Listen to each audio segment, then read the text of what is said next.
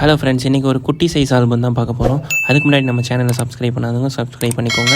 நிறைய offers update பண்ணிகிட்டு இருக்கோம், ஸோ காண்டாக்ட்லேயே இருங்க. ஆல்பமோட சேர்த்து 15க்கு 10 ஃப்ரேமும் ஃப்ரீயாகவே கொடுத்துருக்கோம். ஆல்பம் ரிவ்யூவை இப்போ பார்க்கலாம்.